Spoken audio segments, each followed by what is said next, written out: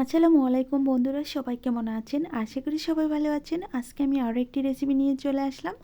আজকে আমি তৈরি করে দেখাবো শুধুমাত্র একটি ডিম দিয়ে আর 1 কাপ ময়দা দিয়ে প্যানকেক।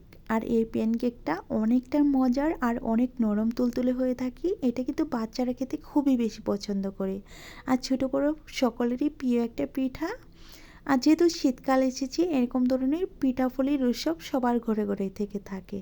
তো চলুন কথা না বাড়িয়ে আমি মূল ভিডিওতে চলে যাচ্ছি। তার আগে বলছি, ভিডিওটি দেখার শুরুতে একটা লাইক দিয়ে সম্পূর্ণ ভিডিওটি দেখার চেষ্টা করুন।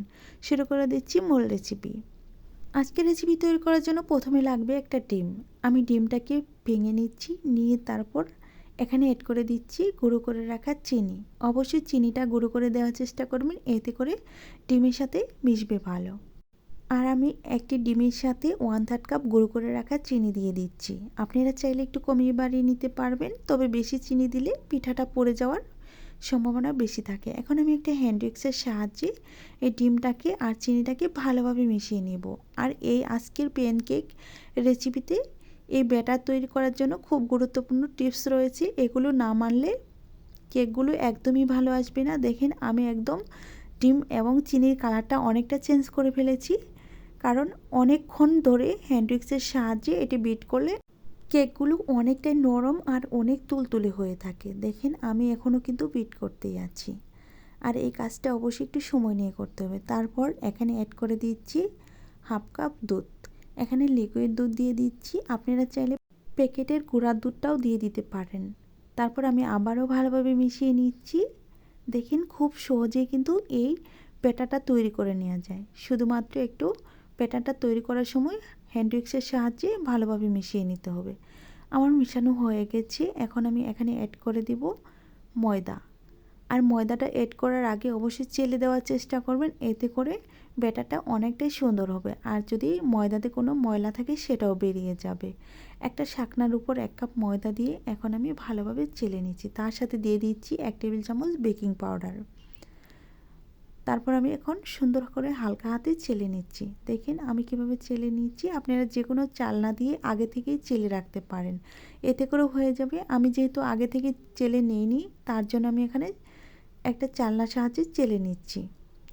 দেখেন অনেকটা ময়লা বের হয়েছে। এখন আমি এটাকে একটা সাইড করে রেখে দিচ্ছি। রেখে দিয়ে আবারও হ্যান্ড উইক্সের সাহায্যে ভালোভাবে মিশিয়ে নিচ্ছি। তো দেখেন খুব সহজেই এটা কিন্তু মিশানো যাবে। এটা হাত দিয়ে কোনো কাজ নেই, শুধু হ্যান্ড উইক্সের সাহায্যে এই কাজটা করে নিতে হবে। আপনারা যদি ভিডিওটা ধৈর্য সহকারে দেখতে থাকেন, তাহলে আপনাদের প্যানকেক আর কখনো নষ্ট হবে না এবং কি পুড়েও যাবে না। কিছুক্ষণ বিট করার পর ব্যাটারটা এ পর্যায়ে এসেছি।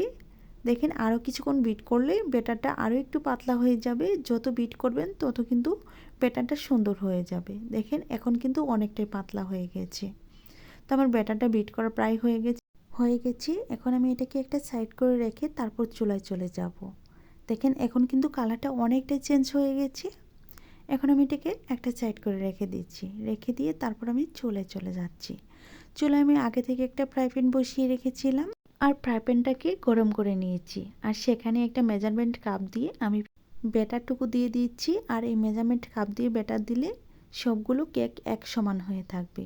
তারপর 2 মিনিটের জন্য ডেকে দিয়ে 2 মিনিট পর ফিরে এসে দেখাচ্ছি। দেখেন এখন কিন্তু অনেকটাই সুন্দর একটা কালার চলে এসেছে। আর এই প্রতিটা কেক ভাজতে সময় লাগবে মাত্র 2 মিনিট। 2 মিনিট পর ঢাকনা খুলে উল্টিয়ে পাল্টিয়ে ভালোভাবে ভেজে নিতে হবে। আমি একইভাবে সবগুলো কেক ভেজে তারপর ফিরে এসে দেখাচ্ছি কত সুন্দর হয়েছে আর কত সুন্দর একটা কালার চলে এসেছে। দেখেন কেকগুলো কতটা নরম হয়েছে, একটু পুড়ে যায়নি, সুন্দর একটা কালার চলে এসেছে। এইভাবে কেক বানিয়ে আপনারা বাচ্চাদের টিফিনে রাখতে পারেন। ছোটো বড়ো সকলের জন্য এই কেকগুলো বানিয়ে দিতে পারেন। তারা খেয়ে অনেক প্রশংসা করবে আর বারবার রিকোয়েস্ট করবে এইভাবে কেক বানিয়ে দেওয়ার জন্য। কতটা সফট হয়েছে একটু চেপে চেপে দেখাচ্ছি। দেখেন খুবই সহজে এই কেকগুলো বানিয়ে নেওয়া যাবে। এখন আমি একটা কেক ছিঁড়ে দেখাবো, তার আগে একটু চেপে চেপে দেখিয়ে দিচ্ছি কেকগুলো কতটা সুন্দর হয়েছে। যতক্ষণে আমি কেকগুলো ছিঁড়বো ততক্ষণে বলছি, যদি আমার রেসিপি ভালো লেগে থাকে প্লিজ দয়া করে চ্যানেল সাবস্ক্রাইব করে রাখবেন আর পাশে থাকা বেল বাটনটি অন করে দেবেন আমার চ্যানেলে ভিডিও সবার আগে পাওয়ার জন্য। তো আজ এ পর্যন্তই। ভালো থাকবেন, সুস্থ থাকবেন। আল্লাহ তাআলার কাছে এই কামনা করে বিদায় নিচ্ছি। খোদা হাফেজ।